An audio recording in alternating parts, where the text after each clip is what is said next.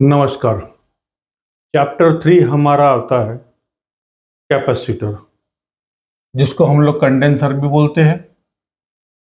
इसको मराठी में संधाता बोला जाता है। संधाता मतलब जोड़ना। सिंबल इस प्रकार होते हैं। इसको सर्किट में सी नाम से इंडिकेट किया जाता है, कैपिटल सी। माइकल फेराडे नाम के एक साइंटिस्ट थे जिन्होंने कंडेंसर का आविष्कार किया था, इसलिए कंडेंसर फेराड में गिने जाते हैं। तो इस कैपेसिटर का बोलो या कंडेंसर का बोलो, मेन काम क्या होता है? पहला मैं बोलूंगा सप्लाई, फिल्टर करना।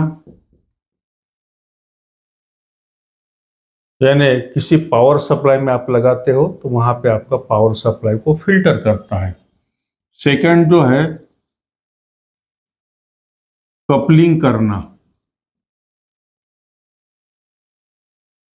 मतलब कपलिंग करना मीन्स दो अलग अलग सेक्शन को जोड़ना। तीसरा काम होता है फीडबैक देना। फीडबैक देना मतलब आउटपुट से फिर से इनपुट की तरफ देना, उसको बोलते हैं हम लोग फीडबैक। तो इसमें फिर टाइप होते हैं, पॉजिटिव फीडबैक, नेगेटिव फीडबैक। एक डायग्राम की मदद से मैं आपको समझाऊंगा। चौथा वर्क इसका होता है बाईपास करना।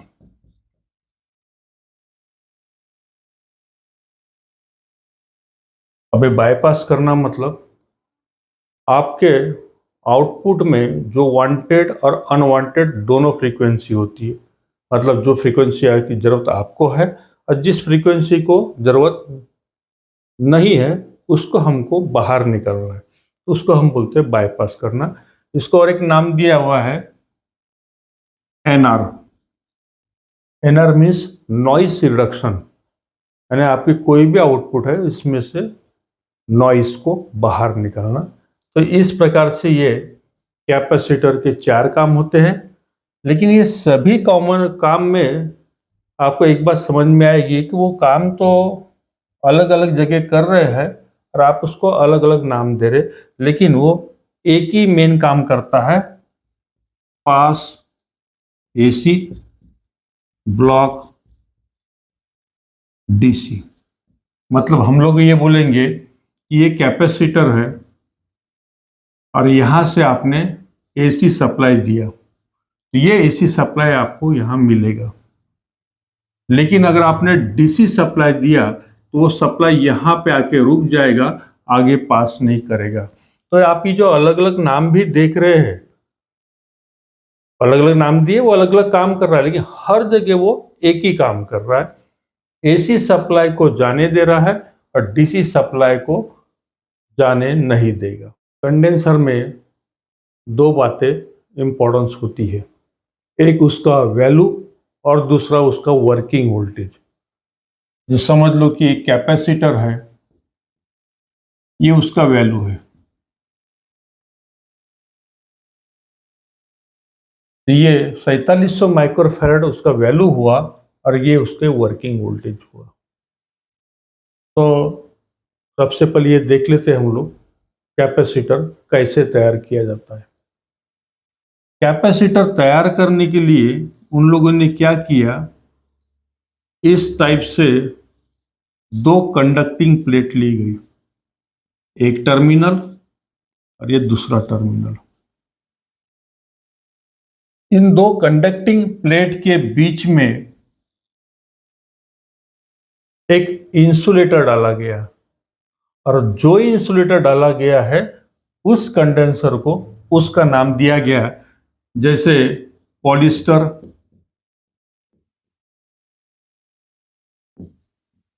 सिरेमिक, माइका,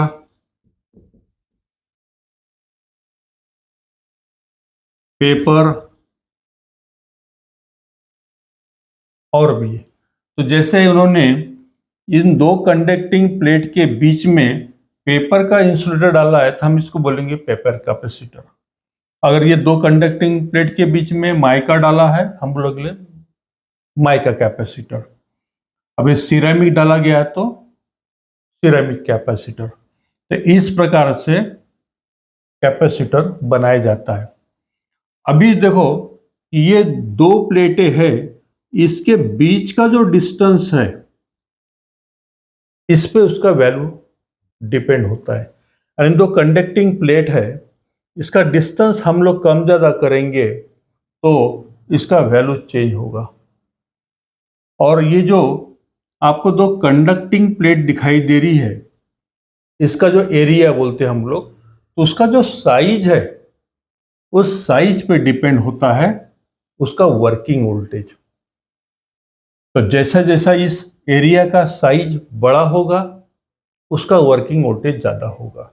और ये दो कंडक्टिंग प्लेट के बीच का जो डिस्टेंस है इस पे डिपेंड है आपका उसका वैल्यू। मैं आपको एक इमेज दिखाना चाहूँगा। तो इस इमेज में आप देखो कंडेंसर का वैल्यू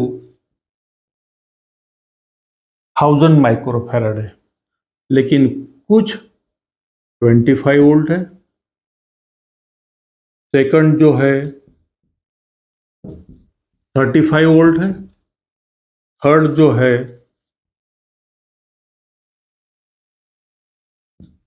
50 वोल्ट है और चौथा कैपेसिटर है 63 वोल्ट।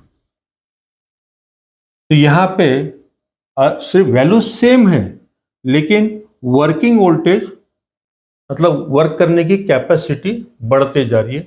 आप इस इमेज में देखो उसका साइज भी बड़ा होते जा रहा है। जैसा मैंने आपको बोला था यहाँ पे, भाई वैल्यू तो आपके दोनों प्लेट के डिस्टेंस पे है तो सभी का वैल्यू तो एक ही है, लेकिन ये जो प्लेट है कंडक्टिंग प्लेट उसका साइज जैसे जैसे बड़ा होगा, मान लीजिए आप एक छोटा सा पेपर लीजिए उसको वाइंड कीजिए तो छोटा सा तैयार होगा। अगर पेपर थोड़ा लंबा लिया जाए तो और थोड़ा मोटा तैयार होगा, और लंबा पेपर लिया जाए तो और मोटा तैयार होगा। मतलब ये पेपर का एरिया बढ़ने की वजह से वैल्यू तो एक ही है, लेकिन वर्किंग वोल्टेज ज़्यादा होने की वजह से उसका साइज आपको बड़ा होते दिखाई दे रहा है। कैपेसिटर दो प्रकार के होते हैं। चलो दो प्रकार देख लेते हैं हम लोग। एक होता है पोलर और दूसरा होता है नॉन पोलर।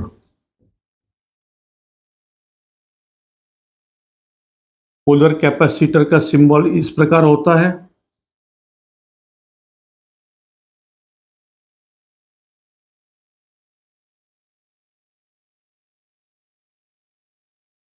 और नॉन पोलर का इस प्रकार होता है। अब पोलर कैपेसिटर मीन्स जिसमें पोलैरिटी दिया है, जिसमें पॉजिटिव और निगेटिव दिया है। तो पोलर कैपेसिटर के बारे में आपको ध्यान रखना है, इसका पॉजिटिव और निगेटिव देखकर ही सर्किट में लगाना है। अदरवाइज ये कैपेसिटर डैमेज हो जाएगा। ये बोलने से ज़्यादा ये बोलूँ कि ये ब्लास्ट हो जाता है, फूट जाता है पूरा। तो हमेशा आप याद रखिए कि पोलर कैपेसिटर सर्किट में लगाते समय उसके पोलैरिटी को पोलैरिटी मतलब पॉजिटिव और निगेटिव देखकर आपको लगाना है। इसको हम लोग इलेक्ट्रोलाइटिक कैपेसिटर भी बोलते हैं।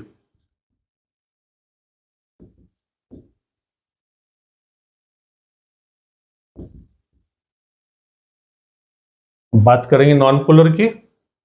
नॉन पोलर मतलब इसमें किसी भी प्रकार की पोलैरिटी नहीं है, आप किसी भी डायरेक्शन में लगा सकते हो। अब मैं बोलूँ कि ये नॉन पोलर जो है इसमें भी दो टाइप आते हैं। एक है फिक्स कैपेसिटर और दूसरा वेरिएबल कैपेसिटर। तो फिक्स का सिंबल तो आपको पता है, मैं बात करूंगा वेरिएबल की। वेरिएबल आपको इस प्रकार मिलेगा।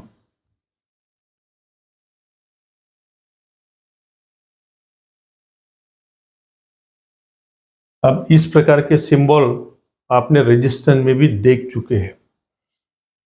ये जो एरो है ये इंडिकेट कर रहा है, आप उसको हाथ से घुमा सकते हो। और ये जो कील टाइप दिखाई दे रहा है, इसको आपको किसी स्क्रू ड्राइवर से इसको आपको सेट करना है।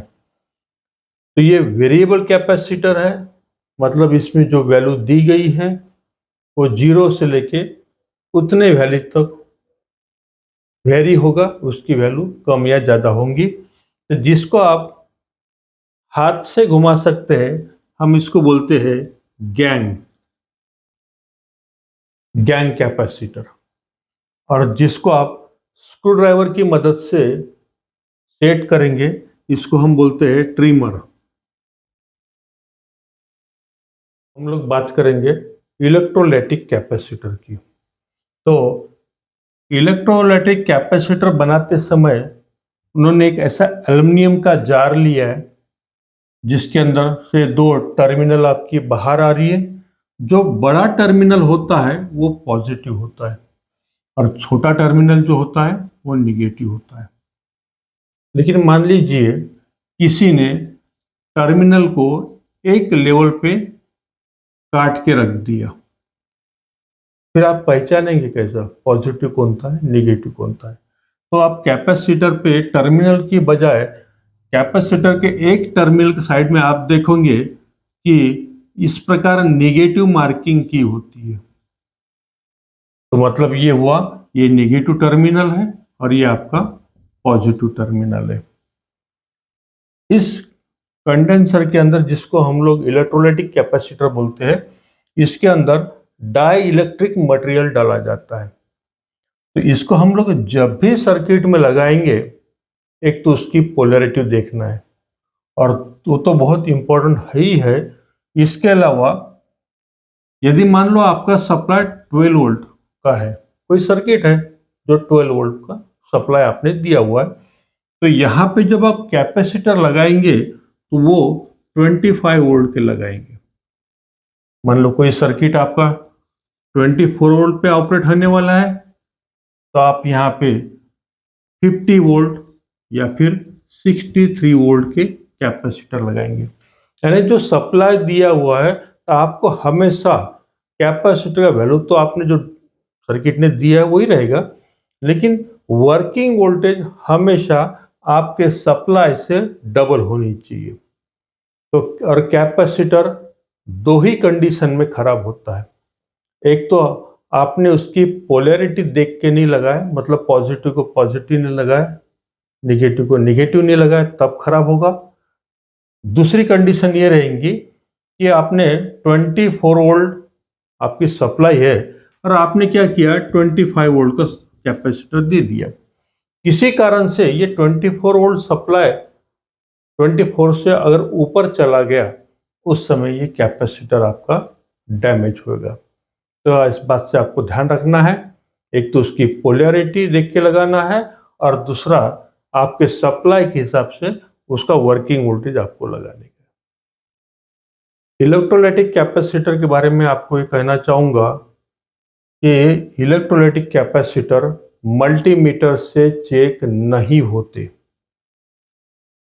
ये आपको सर्किट में यदि लगे हैं, हो सकता है आपको ऐसा लग रहा है कि हीट की वजह से उसके कैपेसिटर के ऊपर का प्लास्टिक का स्लीव बाहर निकल गया है, उसके साइज में कुछ थोड़ा बहुत चेंजेस आ गया है, तो आप उसको रिप्लेस करेंगे या फिर आप डाउट के तौर पे बदलेंगे।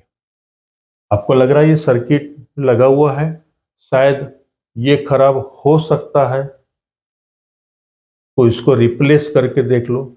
आपने रिप्लेस किया, फॉल्ट निकल गया, ठीक है। यदि आपने उसको रिप्लेस किया, फॉल्ट नहीं निकला, मतलब जुना कैपेसिटर भी जो था वो भी ओके था और ये भी लगा हुआ है, फिर आगे सेक्शन में आप फॉल्ट ढूंढेंगे। मेरा बोलने का मतलब ये है कि कैपेसिटर आपके डाउट के तौर पे आप बदल के देखेंगे, या फिर आपको कुछ वो फिजिकली डैमेज दिख रहा है, उस कंडीशन में आप इसको बदल के देखेंगे। चलो आइए, मैं आपको डिफरेंट टाइप के डिफरेंट वैल्यू के कैपेसिटर प्रैक्टिकली मैं आपको दिखा देता हूँ, और उसके जो भी डिटेल्स है, क्या क्या वैल्यू के होते हैं, कौन से वैल्यू के, उसके साइज कैसे होते हैं, मैं आपको दिखा देता हूँ। तो आइए हम लोग इलेक्ट्रोलाइटिक कैपेसिटर के बारे में देख लेते हैं। अब ये देखिए, इसमें लिखा हुआ है 1000 माइक्रोफैराड 63 वोल्ट, और ये देखो निगेटिव मार्किंग किया हुआ है। जो निगेटिव मार्किंग किया हुआ है उसका टर्मिनल छोटा है और दूसरा टर्मिनल बड़ा है, मतलब ये हुआ पॉजिटिव और ये हुआ निगेटिव। इस प्रकार से सभी कंडेंसर के ऊपर उसका वैल्यू और वर्किंग वोल्टेज दिया होता है, निगेटिव मार्किंग होता है। अलग अलग साइज के होते हैं, अलग अलग माइक्रोफैराड के होते हैं। कुछ मैं आपको और भी छोटे कैपेसिटर हैं, देखिए इस पे लिखा हुआ है 4.7 माइक्रोफैराड, और ये निगेटिव मार्किंग दिया हुआ है। कुछ कैपेसिटर 1 माइक्रोफैराड 63 वोल्ट है, इसमें भी निगेटिव मार्किंग दिया हुआ है। कुछ आपको खास बड़े साइज के कैपेसिटर दिखाई देंगे, तो इस पे वैल्यू लिखा हुआ है 4700 माइक्रोफैराड 80 वोल्ट।